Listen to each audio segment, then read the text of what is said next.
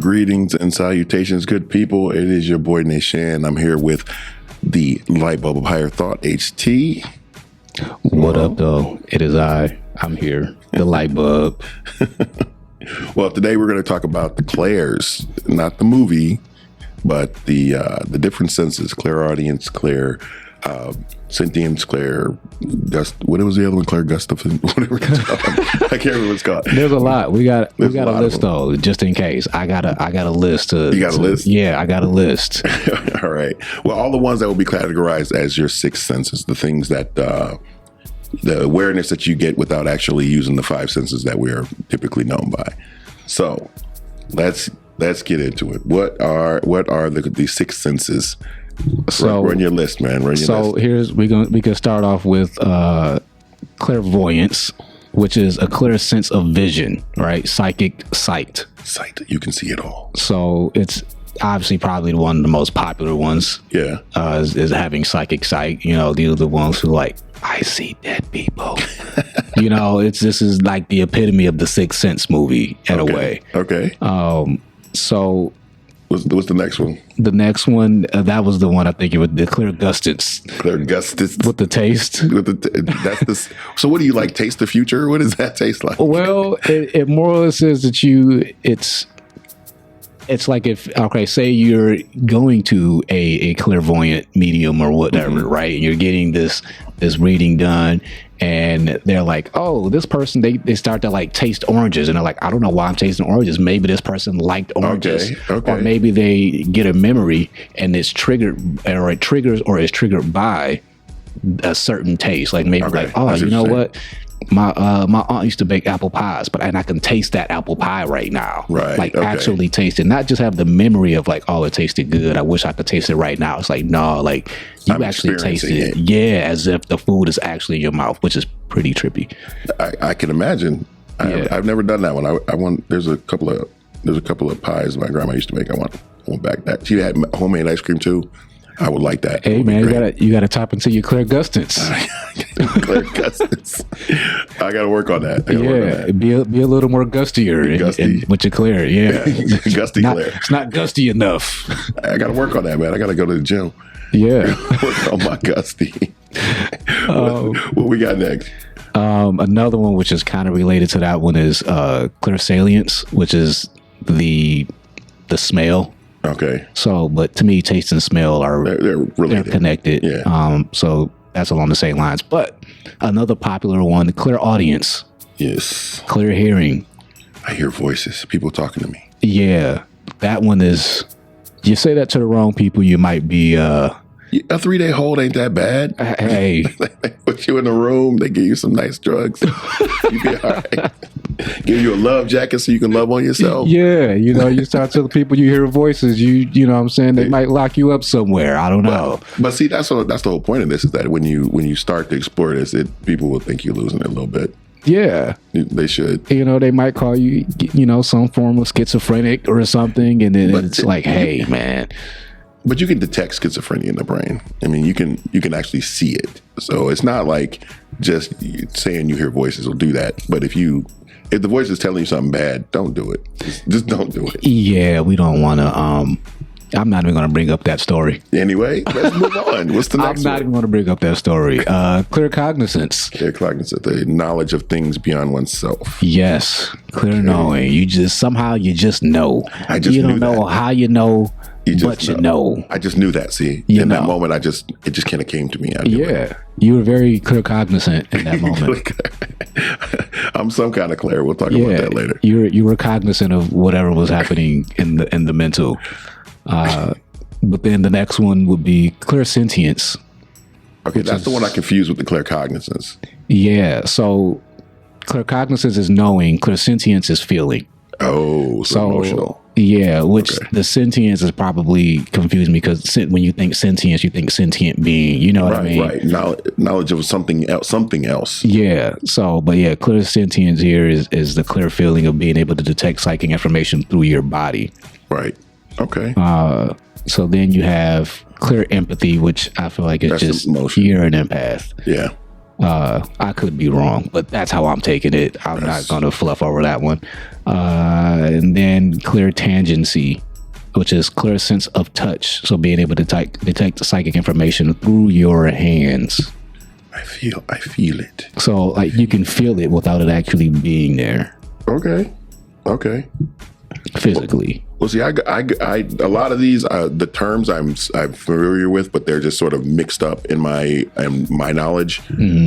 So like clairsentience is sort of like a combination of all of these, or a combination of a lot of these, or where clairaudience is more like you hear things, but it's you also sense the presence of. So I'd sometimes interchange them, but I guess what's important is not so much the label that we put on it, but the actual understanding of what they are. Because I know most people have had some sort of experience with it where they felt like they've encountered something that was beyond their five senses. And that's really what we want to talk about today, right?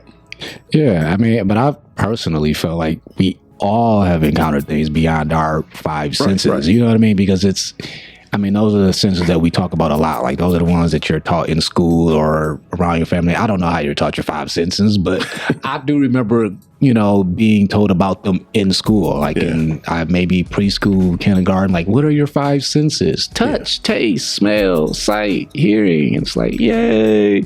And now you know all your senses and you practice those, but they don't teach you the other ones.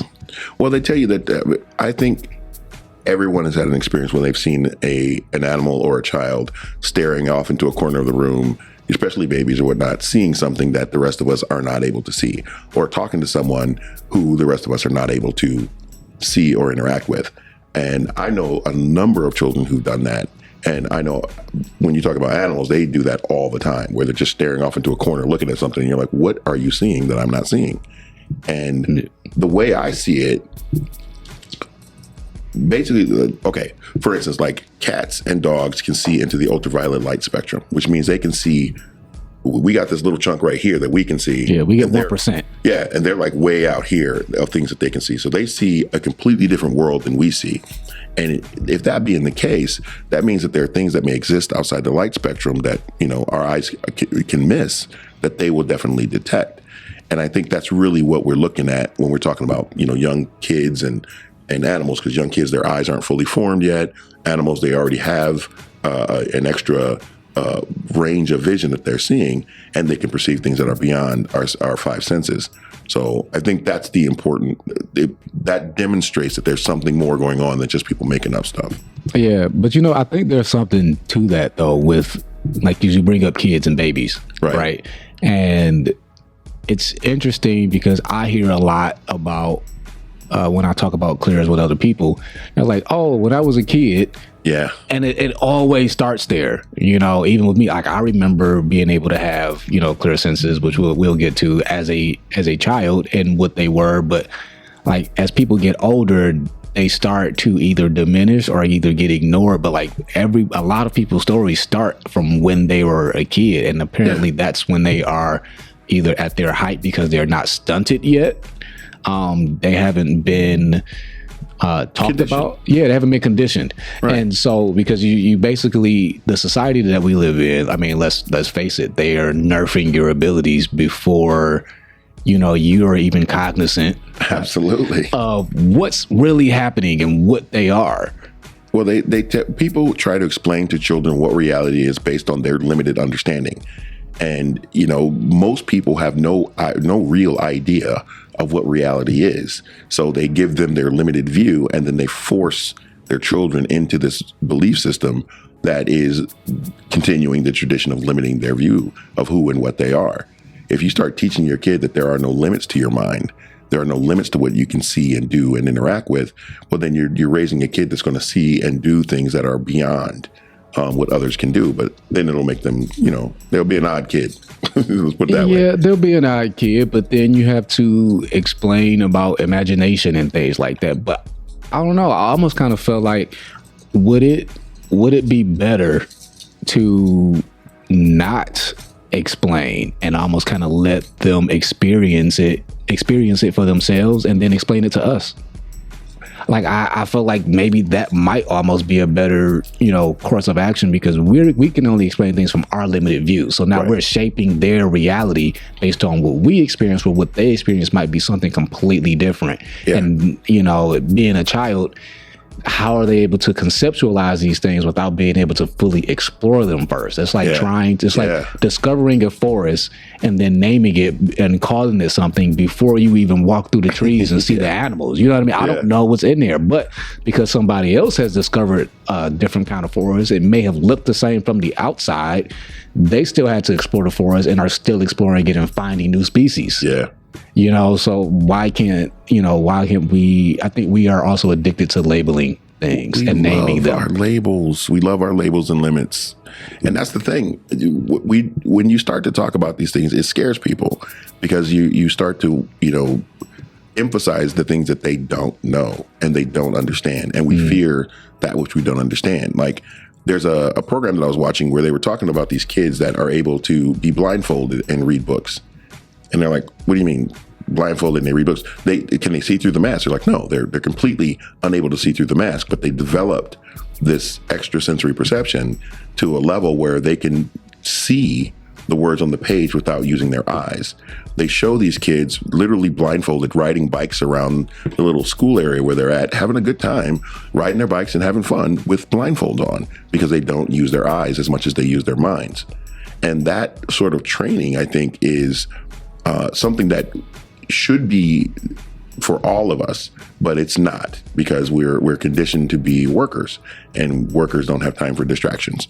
So I think what the reason we don't explore these things is because the moment you begin to open this door, you begin to open other doors about the true nature of humanity and how much of our true nature has been hidden from us. So what you're saying is, when you bring up these doors, there's gatekeepers to these doors, right? Like, is it built into the societal structure? Is it built into our beliefs? Is it like, who's saying don't go through that door? Who's saying it's no longer anybody that has to do that?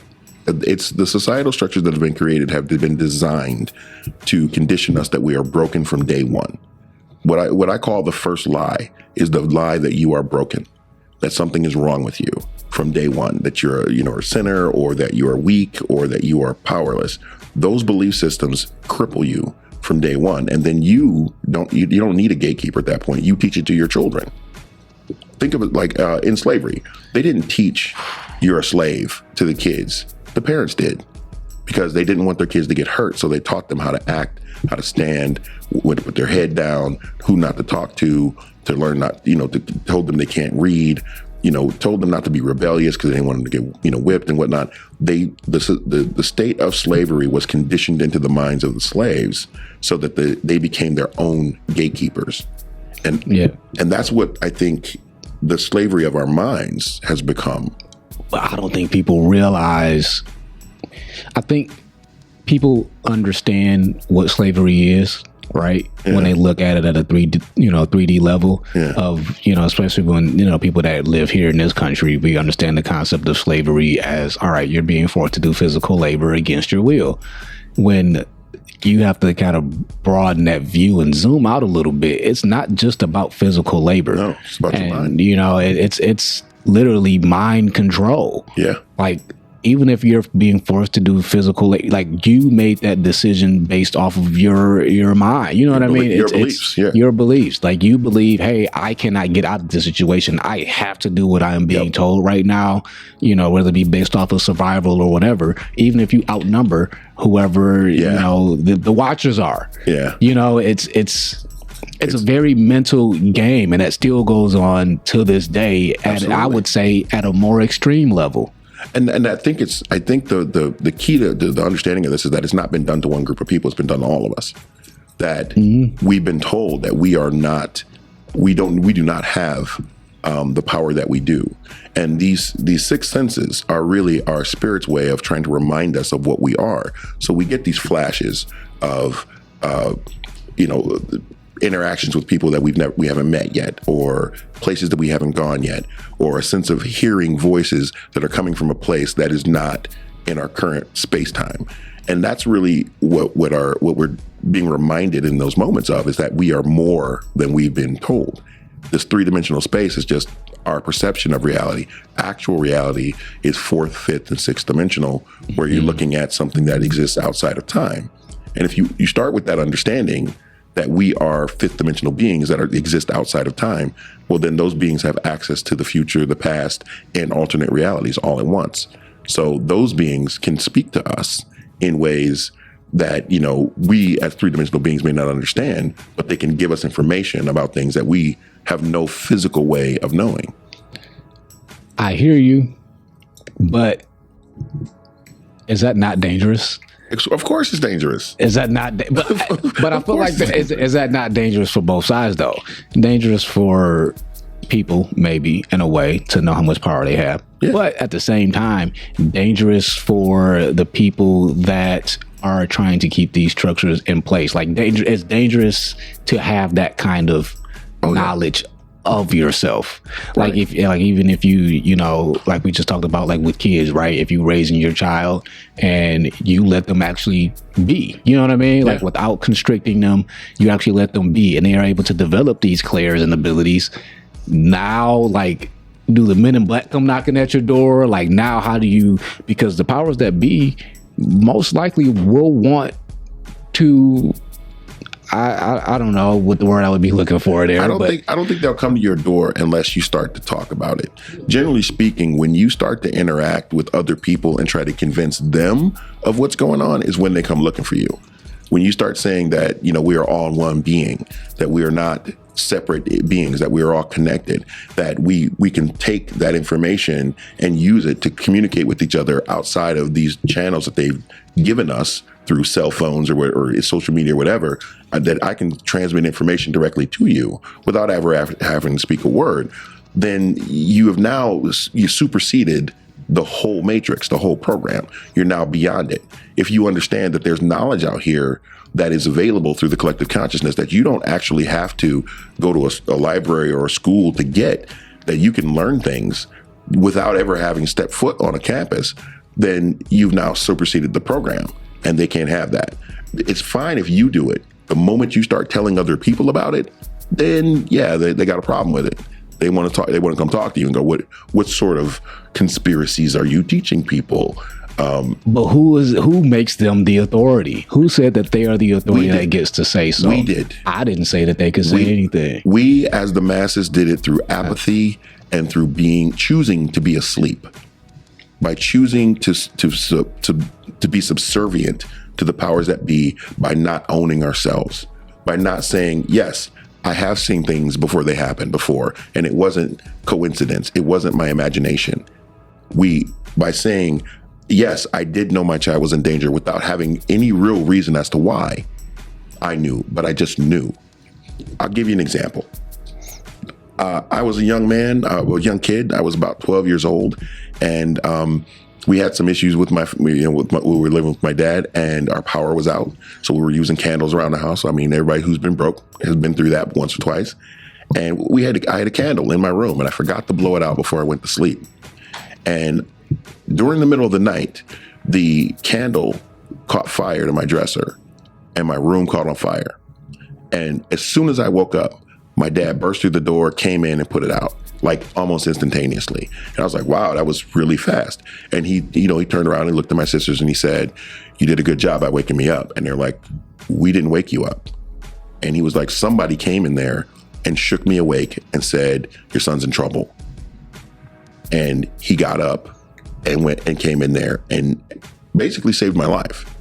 So, I mean, we could say, oh, that was a coincidence. Oh, yeah, we could explain it away. Well, God did it. Or, it was just, you just sort of, you must have smelled the smoke or something. We rationalize it. Or we can understand that he felt his son in danger and he woke himself up and got up and saved his kid's life.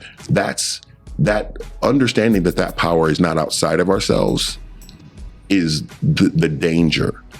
But that's it. I feel like when we do that, that's our way of making excuses to not actually have that conversation. With great power comes great responsibility. Yeah. You have to own yourself. Once you acknowledge that it's your power, then you can no longer play victim and say, I don't have a way of knowing what's going to happen. Yeah, you do. I don't have a way of communicating with my ancestors. Yeah, you do. And you just don't want to own it because then you have to do it. And that's hard. And you're able to do it. And now you know, because you can't unknow. Once you know, you can't unknow. Once you do it, you're like, oh, wait, this is a thing. Going back to sleep is way harder, way harder. Yeah. So what has your experience been with these clairs, if you have any of them? I do. You know what? I want to rephrase that because I personally feel like before I let you go, go ahead. I'm of the understanding that it's possible for everyone to tap into all of them. Yes. So I don't think that don't get me wrong. I don't think that, there's some kind of exclusive club where only so many select people, have these clear abilities. But I do believe that some people tap into them easier than others. Right. It's sort of like some people can play football better than other people. Yeah. It's some people have a natural gift towards it. Yep. But yeah, I've definitely had an experience doing that. I'll give you another example. I had a recurring dream for about 6 or so years, from the time I was about 10 years old till I was about 16, 17 years old. And I kept meeting these guys, and they were all in military uniforms, and I didn't know who any of them were, but they kept introducing themselves. And, we were having these conversations and laughing and joking, and I was in some sort of military compound. And at the time, there was no way you could have convinced me I would ever join the military. Okay, I hated the idea of the concept. And my dad was very clear he'd never let me join. And then years later, when I was about 20 years old, I met all of those exact same people in the exact way that I had dreamt it years before. And it was my boot camp class in the Marine Corps. Okay, I had met them years before, and I knew them by name when I saw them. And that I could dismiss that as, oh, well, it was a coincidence. No, I vividly remember the dreams. And I remember being confused as to who these people were right up until the moment that I met them. And that sort of thing is the truth of what we can experience. There have been times when I have been to places that I've never been to before, and I knew my way around. I just knew, as if I'd been there before. There are times when I've had conversations with people, and I've said things to them. I don't know why I said them. It wasn't any information that I had, but something compels me to tell them a certain thing, and they're like, how the hell did you know that? Just knew. Because... But that's what I mean, as far as being conditioned and getting away from the conditioning and accepting that this is a part of my life, and that sometimes I will receive information that will be for another individual, and it's my higher self speaking to me to get that information out to them. You know what I mean? And it's not for me to understand it yet. It's just for me to be the conduit through which that information flows. You know what I'm saying? And that's really what it's about, is understanding how to get out of your own way, get out of your own conditioning, so that you can accept what's real about you and what's real about, what you really are. Right. Did any of those experiences kind of did they shock you? Yeah. Oh yeah. Like, how do you handle that level of shock though? Is it like in the moment? Is it like, oh man, did that just happen? Do you wait till after you're like, yo, that was kind of weird. How did that happen? Initially. And does it? And then does it send you down? How do you try to figure out what that moment was for? Why did it happen then? What triggered it? Is it something that I need to use all the time? Is it something that just happens? Do you go down this rabbit hole of trying to figure out that moment? I look at it from this perspective now that I've got a greater understanding of what it is. I see it as an affirmation that I'm on the right path, that I'm doing the things that I need to be doing to grow as a spiritual being, that I'm no longer afraid of them. Initially, yeah, it's going to be a shock. Did that really happen? But I made it a point to not dismiss it as coincidence or to rationalize it as something else. Well, someone must have told me once or whatever. I don't rationalize it. I accept it as it is, that was a supernatural experience, an extrasensory perception experience that is normal. And I normalize it in my own mind, so that then when it happens, it becomes an affirmation that I'm on my spiritual path. I'm on the growth path for my spirit that I should be on. And once you begin to accept that as an affirmation rather than something to be afraid of, then it becomes more easily. then you can get information more easily. You can accept those things when they happen, and it becomes less scary. So it happens more often. Because I feel like, so how often do you feel like you have those moments? Like, is it like once in a blue moon? Is it sporadic? Is it all the time? Because I always wonder, like, all right, like how often are we using this without knowing? I think a lot of times we get a vibe about people or a place or a thing, and we kind of know without knowing, but we just say, oh, I just got a vibe. We explain it with, it's a deja vu, or I just got a vibe about that guy or that situation. And that we use these casual terms to explain supernatural things. You know what I mean? I just kind of felt off. You know what I mean? We use that term a lot. And I even like the term supernatural. To me is like, when you say supernatural, to me, I get the vibe of like, it's not a human thing to be able to do. Like, it's beyond, like it's some kind of Superman power. You know what I mean? But that's the reason I use it, is because of the fact that our idea of what human means has been so diminished, okay, that we don't understand that we are supernatural. By our very nature, we are three beings coinciding in one place, one point in space-time. We are a spiritual entity, a mental consciousness, and a physical being, all are interacting in the same point in space-time. Those three aspects of self are supernatural by definition. So we are supernatural beings that have been told that all we are is this meat suit that we ride around in.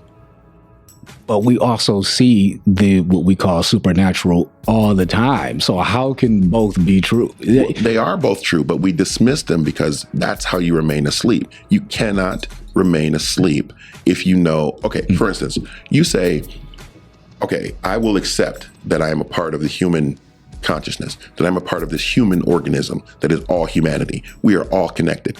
Then how can you allow the suffering of another? How? You can't. You can't cause the suffering of another. You can't harm people purposely, because you're really harming yourself. I am a part of you and you are a part of me, and I can't harm you because it's me harming myself. And that it changes your whole perception of what it means to be human. And so now that's what leads me into a little bit of my experience, because to me, having these clears is normal, right? To me, that has always been normal. So like, if I look at this list, if I go, okay, clairvoyance, I experienced that one. I experience clairaudience. I experience claircognizance. I experience clairsentience, clear empathy, and sometimes clear tangency, even though I don't investigate that one as much. But that's almost all of them, minus what, maybe one or two, the smell and the taste thing. Like, I can tell you what something I could describe, but like I don't think that I actually physically taste it. But all those other ones, like, so I had the story of, all right, when I was a kid, I was able to see, do, feel, like all of this stuff. I just didn't have words for them. Right. I didn't conceptualize them. I just thought that they were all a part of this whole experience of life that we're having. They are. And so, which, yes, they are. And so that's how I saw them. But then I started to notice, I'm like, okay, wait a minute. There are, even though I'm only a kid, right, I recognize that there are conversations that only grown-ups have, and there's conversations that only kids have, and there's conversations that nobody has that we just don't talk about. And this stuff, these things just kind of fell in that category of things that we just don't talk about. And at least to me, at that age, these were just things that weren't talked about. And when they were, it was kind of explained away. It was religion was brought in, or it was called the devil, like it was just like a lot of different things that were thrown at to kind of discount what it was that I was experiencing in that realm. Or like if I would see, a different being, right, from through another dimension or whatever, I didn't understand what I was seeing. So my thought was, okay, well, maybe what I'm seeing is fake because ghosts aren't real, right? Maybe I'm watching too many horror movies. You know what I mean? I've heard that a lot. I love Goosebumps, You know, I'm not afraid to admit I was actually afraid of the Thriller video, even though I watched it a million times. We would rewind it and watch it over again. But I was afraid of it. So maybe if I saw a werewolf, I'm not saying I did, but maybe if I saw a werewolf, it was fake. It was because it was like I watched Thriller too many times. Or like I saw zombies. If I thought zombies were real, because I saw it in a movie. Maybe life isn't Dawn of the Dead. I don't know. But it's different. Imagination is one thing.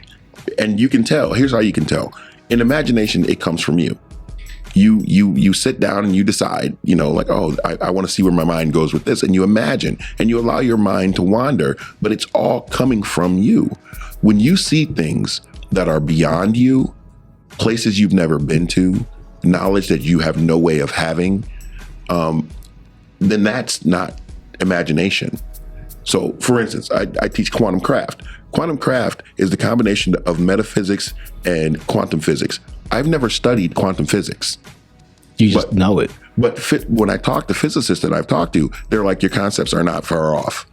You know what I mean? They're like, and that's the feeling. Something. That's the feeling that I get often a lot more now. It's like there's a lot of things, like, even though I love to read, I love to do my own research and stuff and whatnot, but there are also a lot of what I know. Sometimes I just know, and I kind of can't really tell you how I know it. Exactly. I just do. Exactly. And it's almost kind of like, and I've always felt a little bit shy about it, because it's like, I've always been a proponent of not believing something I was told just because I was told it. You know, cite your sources. Exactly. You know what I mean? But when it comes to that, it's like, well, I don't really have a tangible source to cite for you other than the fact that I just know. Right.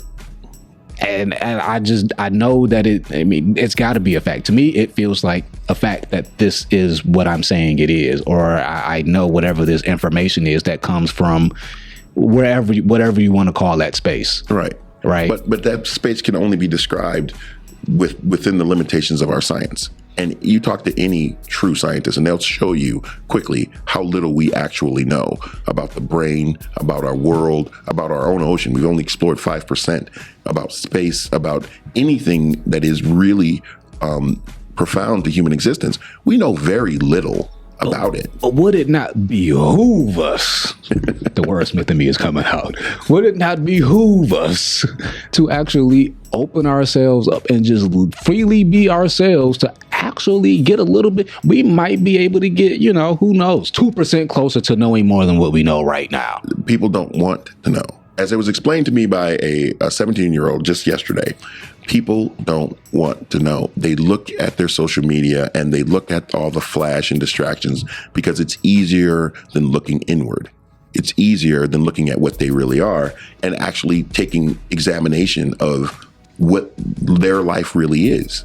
If they look inward, people get scared. People get frightened of what they are. They get frightened of their own power. They get frightened of things they don't know. They're frightened of opening that door that says what you've been told is a lie. It's the same as the Matrix. Most people, like they said it in the movie, most people are not ready to be unplugged. They are too afraid of what reality really is to actually accept it. It would break them to do it. And to be honest, I don't disagree with that. A lot of people are not ready for what you and I are doing. A lot of people are not awake enough to do it. They like their sleep.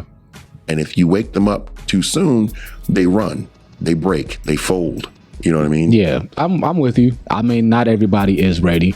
No. And you do kind of have to temper what it is that you're saying, you're speaking about. I try not to break tough. People. Yeah, and it's funny because there's been times where I'll have conversations with people, and I probably said this on a different episode, but like, I'll end up going on one of my tangents, you know, not really thinking, just going on my tangents. And they were like, okay, wait a minute. You have to stop, slow down because my brain hurts right now. And I'm like, like, you know, like it's more of a frustration of like, I want everyone to understand so bad. You want to share that knowledge. Yeah, I want to share it so bad. And it's like, you have a limited community to speak with. Very limited. Yeah. You know what I mean? So it's in the higher you go in certain levels of knowledge, it becomes smaller than the decimal. And it's like, wow, how did I get here? Well, like what you learn too much. Is that possible? I mean, it's if you can outgrow the community that you're in, and it's unfortunate, but there are people who just are not going to understand what we're talking about. They're not because they don't have the capability to, but because they don't want to. Which is fine too, because we actually need those kind of people. Right. But I'm saying I've had those conversations. You know what I'm saying? Bring me to earth. Ground me a little bit.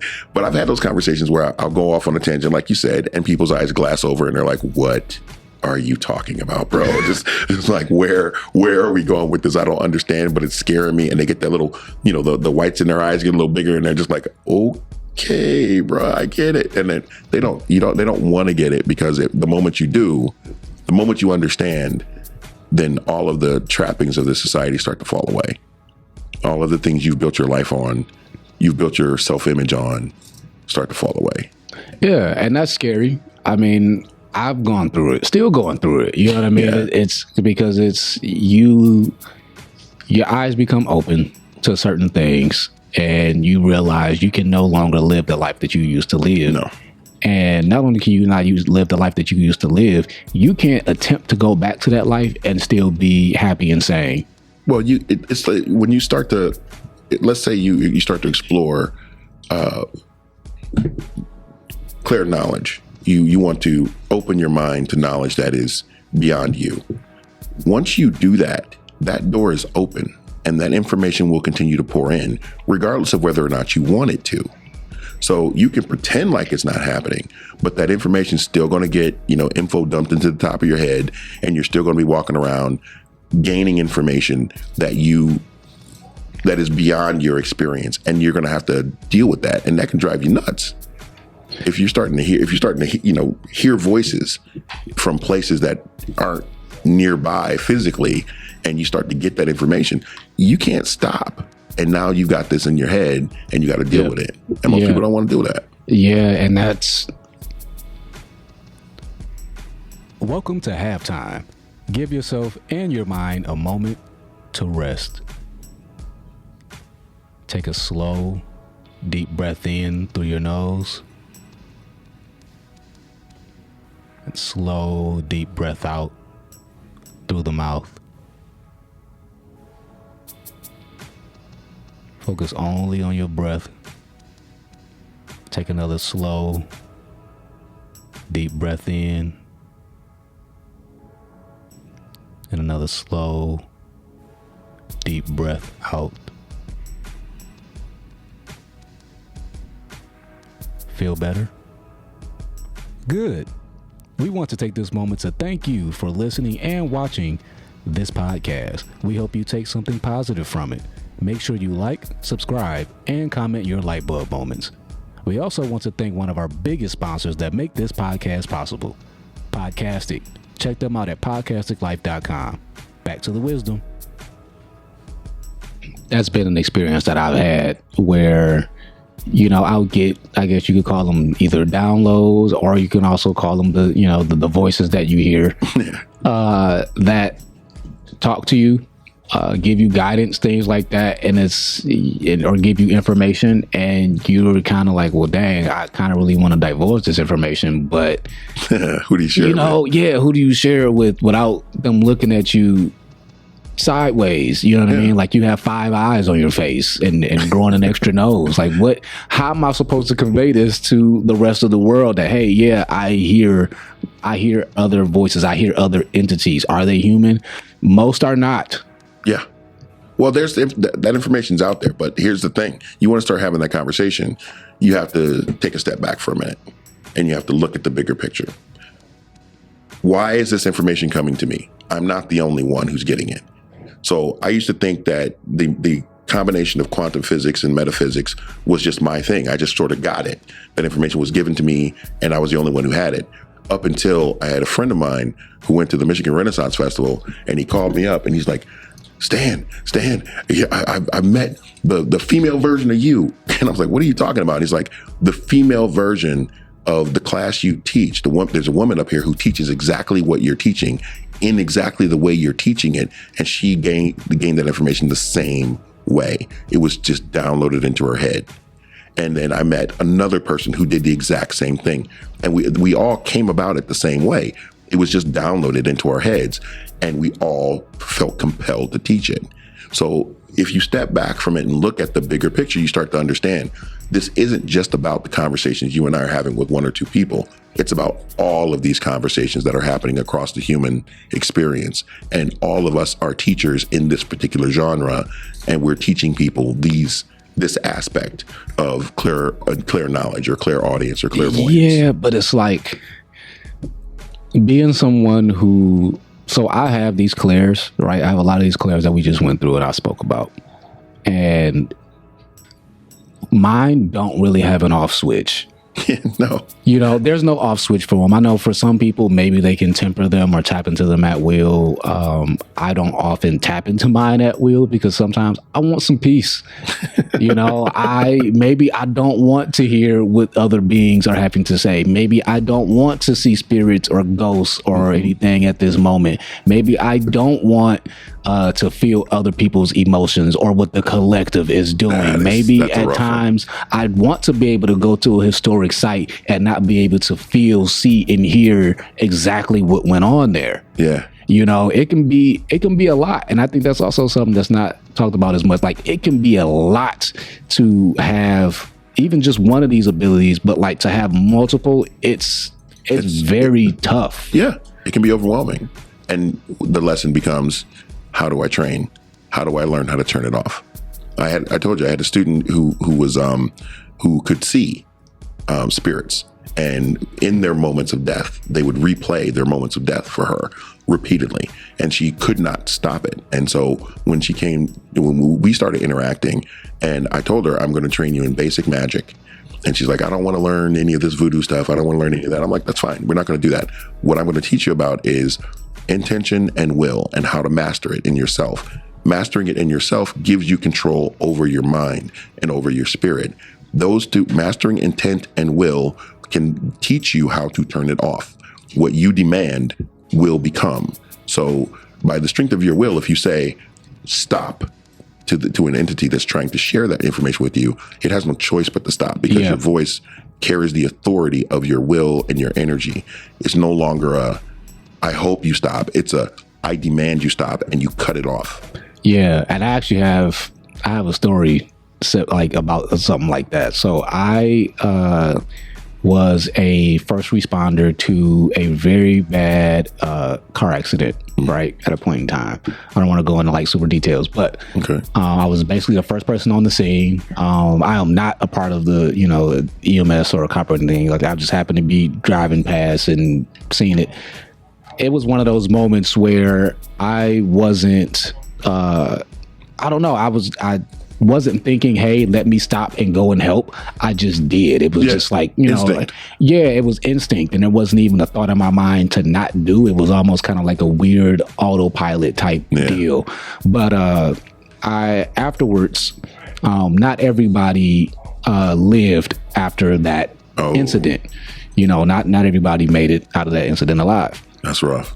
And so afterwards, I had developed a bit of what I would call PTSD from having that experience, right? I called it PTSD because one, there was fire involved. Yeah. And so every now and then I would get the scent of fire, like just randomly. Strong, yeah. And it would be very strong in my nose. So, okay, maybe I do get the clear smell. I would just be like, and I would think about it every time. So the smell would trigger the memory, and I'm like, So I'm like, okay, that must be like what PTSD is, you know what I mean?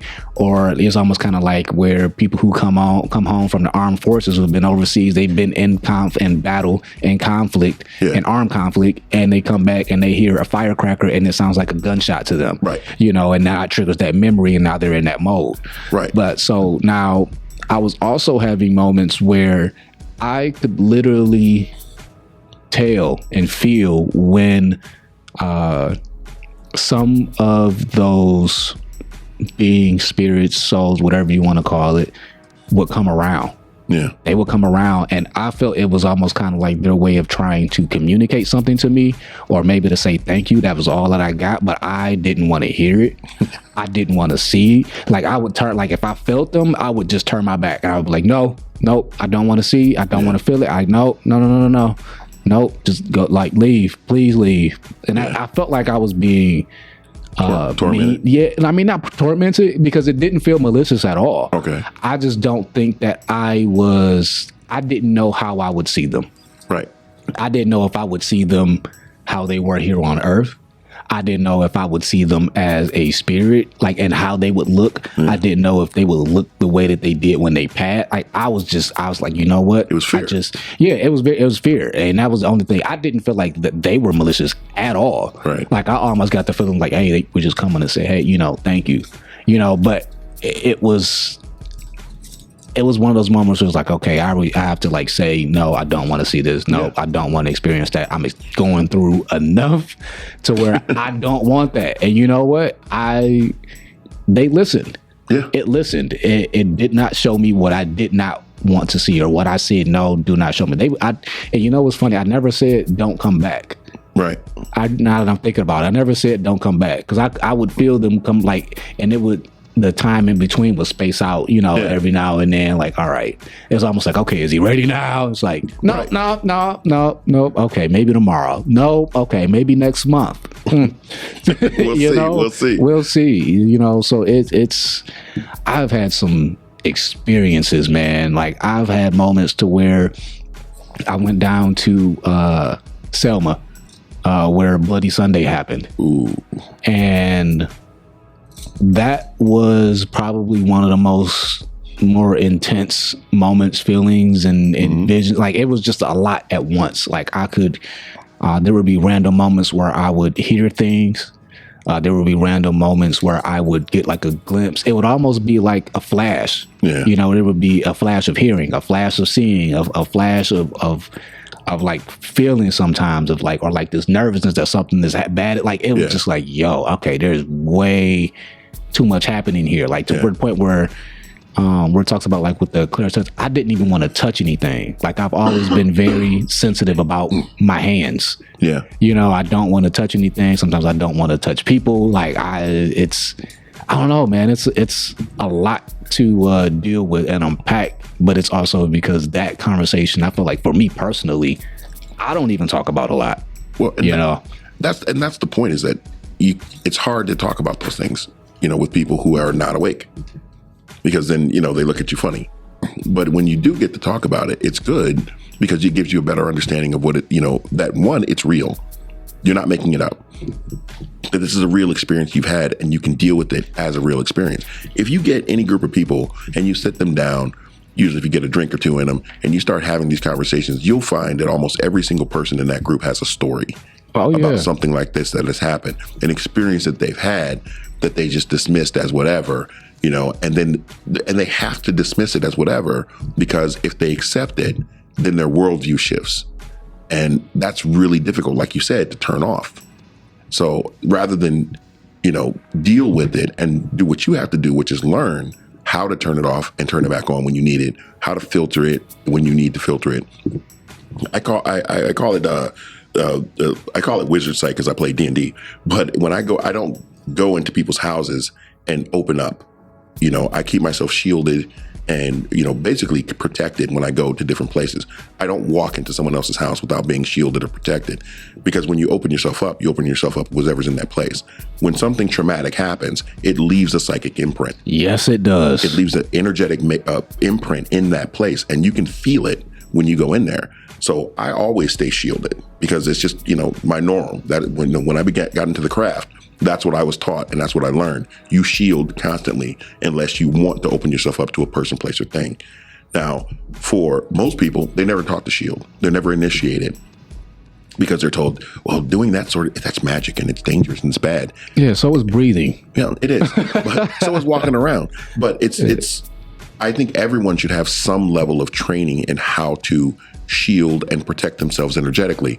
But in order to do that, you have to have the conversation about what's really going on, what's really happening. I walked into a friend's house and they told me, can you, see what's in our house? because we know something's here and we kind of know it's here, but we want to see if you can sense it. And I said, fine. And I took my shields down and walked around their house, and I went into one of their rooms, and I said, well, there was an old man here. And like, yeah, the former owner, he died in this room. And there was an old man staying in the corner. I'm like, fine.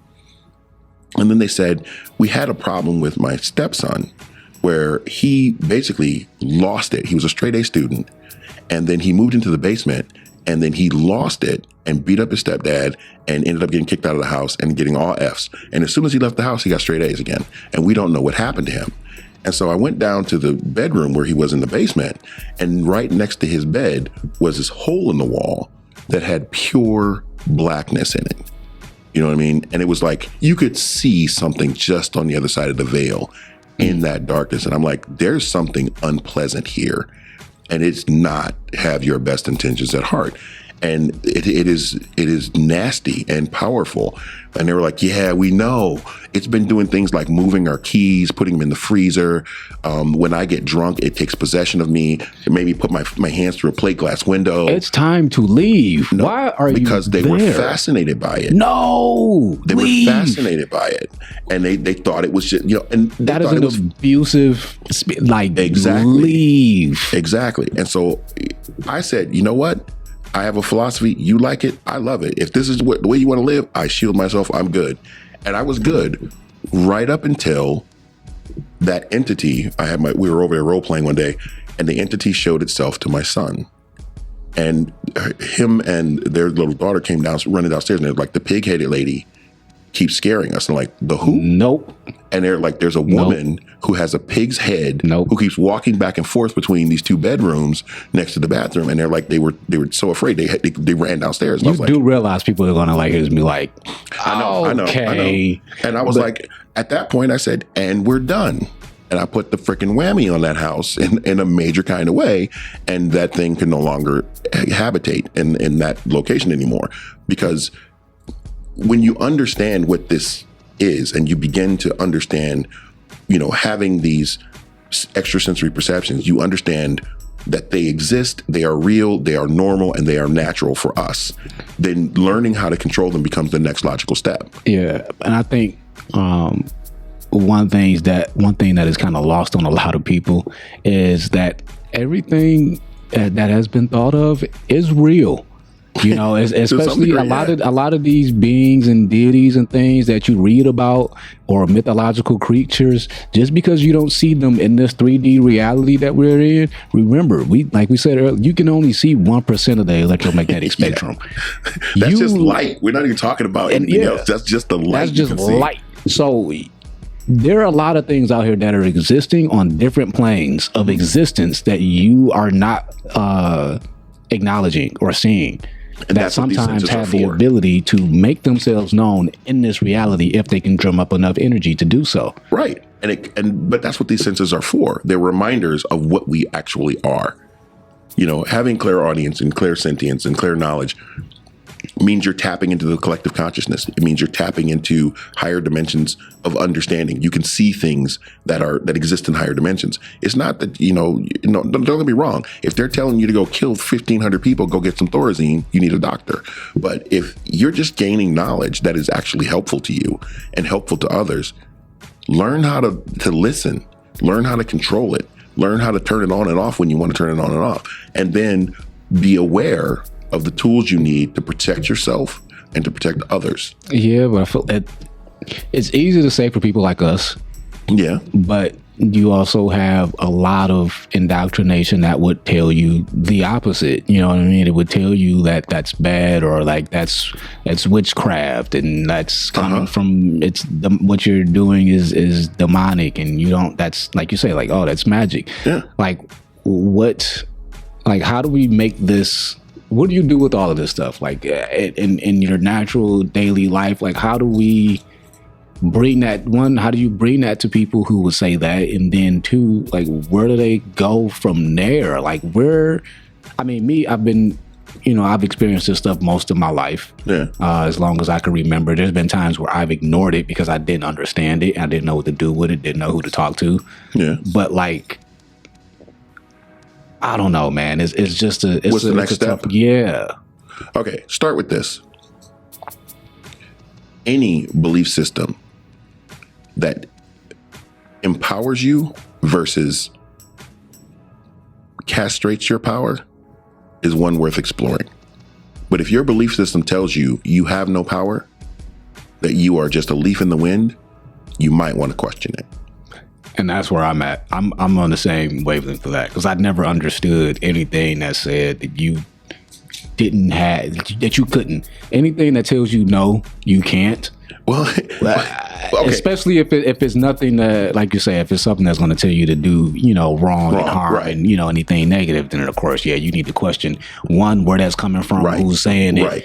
and where you're getting these thoughts from. You definitely combat and question that. But if all it's doing is actually helping you, like you said, well, a lot of people think when I say that I'm advocating for witchcraft and whatnot. Don't get me wrong. I am a witch. I don't knock that. That is my way of exploring it. That is my method. But if you're going to be a Christian or a Muslim or a Jew or whatever, there's all kinds of doctrine in your own holy book that tells you about your own power. People talk about, well, you got to give it to God. No, you don't. You do what Jesus told you to. All these things you see me do, you too can do if you have but the faith of a mustard seed. You hold your faith and you take on the power that Jesus said that you already have, and you use it. Okay, you don't walk around here like a victim saying, well, God will make it okay. No, you will make it okay because he already gave you the power to do it. If you read your scripture and you understand the teachings of Christ, he spells it out. These miracles you see, the walking on water, the raising of the dead, all these things you too can do if you have the faith of a mustard seed. Yeah. There is no extra thing you got to do. I mean, is it not written in your laws that I said ye are gods? You go there and you're going to start scaring people. I'm saying... Well, it's all within context. It's not saying you are... I don't want people to get confused. It's not saying, hey, yes, you are God. You are able to have this God complex to where you are, you know what I'm saying? You're in control of everything that is. No. That's not you. But you are a spark of the divine. You are an aspect of the creator or the all or God or Jehovah or Yahweh or whatever label we as humans had to place on that creature, that entity that created us. Then whatever label we use, it's the same entity. And if you understand that, we are a spark of that entity, which means we mirror it. And that level of control, we have some of that level of control. The moment you accept that, you have to accept your power. If you're a Christian, you should accept the power that Jesus told you have, that God told you have. If you're a Muslim, you should accept the power that God told you have and use it instead of walking around like... If you really think about it, a lot of these clairs are in the holy books. If you look at the holy books, there's so much magic in that, it's ridiculous. I mean, just wild stuff going on. But I mean, people don't want to look at that. It's easier to accept the conditioning that you are powerless, because then you're not responsible. Pastor said, I don't have any power. Well, I guess I got to listen to what Pastor said, because Pastor know what God told him, and he said he ain't got no power either. So I mean, you know what I'm saying? So then you start to accept that you have no control. And it's easy then, because then I'm a victim. The world just happens, God's will, instead of I did not stop that, or I am not powerful enough to be aware of what's in my own best interest. I need to study, learn, and grow in my own power to understand that if I say no, then it's no. If I say yes, then it's yes. And if you exert your will in that way, then all of these gifts, these clairaudience and all that, it become yours. And then you're not using, the devil's work. You're using the gifts that you were given the way they were meant to be used. And I think that's also an important part, because I think once, and we'll get to the point where there's more of a majority of people that wakes up and who are now consciously using their clairs. Because there is no regulation committee, you know what I mean? There's no rules to this thing. You kind of just do as you see fit. But as I always like to impart on people, and this comes with, using, your clairs, your psychic gifts, and whatever else, anything that you do. And you ain't got to follow what I say, but I'm no authority. No. But walk in integrity. Do it in integrity, because just because I have an ability or a clair or a spiritual gift, whatever you want to call them, does not mean I'm here to use them against you. In fact, I would rather not. That to me is a waste of my time and energy. Exactly. And that's the last, like, if there was a list of things that I would want to do with any of, psychic gifts, spiritual gifts, whatever, the last thing on that list be to hurt somebody else. Yeah, to be hurt somebody else or use them against somebody else. It would probably be the last thing on the list and erased. Like, why? But see, that's the thing. People think that power corrupts. Okay, that if I get this power and I recognize this power, then it'll corrupt me. No, if the power corrupts you, you were already corrupt. Exactly. Power reveals. True power, true control reveals what you actually are. And I think people are afraid of what they are, or afraid of what they would become, because they know that, they're not always doing what's in their own best interest or in the best interest of others, or they know that they have a weak will or a weak sense of integrity or honor, and they don't know they don't know what they do with it, and they think small. You know what I mean? Mm-hmm. And that thinking is what they're afraid of, because it reveals the truth of what they are. And that is a scary thing, to look yourself in the mirror and say, I'm a coward, or I'm abusive, or I use people, I hurt people. That is a hard thing to look in the mirror and see. So most people would rather avoid that and say, I'm not doing any of that, because that'll lead me down to the devil. That'll lead me this and that. I'm like, yeah, well, maybe you should look inside and see if the devil's already in there. You know what I'm saying? Because if you look deep enough, I'm sure you're going to find a couple horns here and there and go, oh, well, yeah, I did some things I'm not proud of. And you'll start to realize that it's not anything outside of you that you're afraid of. It's what's in you that you're afraid of, and that you need to deal with that. And in doing so, the power becomes a tool and nothing more. That's deep. That's deep. Deeper than rap. Some deeper wisdom for you there. That's the deep end of the pool right there, buddy. Yeah. So before we get up out of here, is there any last words? I would say the gifts that we are given are natural for us. Accept that it's natural. Don't rationalize. Explore, experiment, and accept what's true about you and what's true about your path. Okay. I had to take that in for a second. I had to take that in. For me, I would say I would leave people with, I kind of want to go along the lines of the thing that comes up to me is fear. Yeah. It's fighting fear, because I felt like that's one of the things that I still have battles with as far as having these clear abilities, because there's still a lot of things like the story I told that I don't want to see, because I'm not sure how it's going to come across. And I don't want to, it's like, oh, well, I have this, but I don't want to become a medium, or I don't want to be, you know what I mean? I don't want to be that person that people are always going to. And now I got your past loved ones always trying to get me to pass a message. I am not trying to be the messenger here. But be careful. Yeah. Be careful, be honest, walk in integrity, and don't have fear. Don't have fear. Just battle it out. I know it's not easy, and there's people that you can talk to. Yeah, I'm finding that there are people that you can talk to. We're starting to multiply a little bit out here. And if you can't find nobody, you can call me. Hit the light bulb up. There you go. We can listen to the show. Reach out to the show. We're definitely going to have guests on that can explore a lot of the things that we're talking about. We're going to talk about them. We are happy to take your questions and concerns, and we'll talk about them on air. So yeah, I'm with that. If you got questions, you can always leave comments, whatever, and we will respond. All right, we will respond. We're not some mystery people out here, some talking heads who just, your comments go into the deep abyss, never to be seen or heard again. It's just like, no, we'll respond. We're Absolutely. Real people.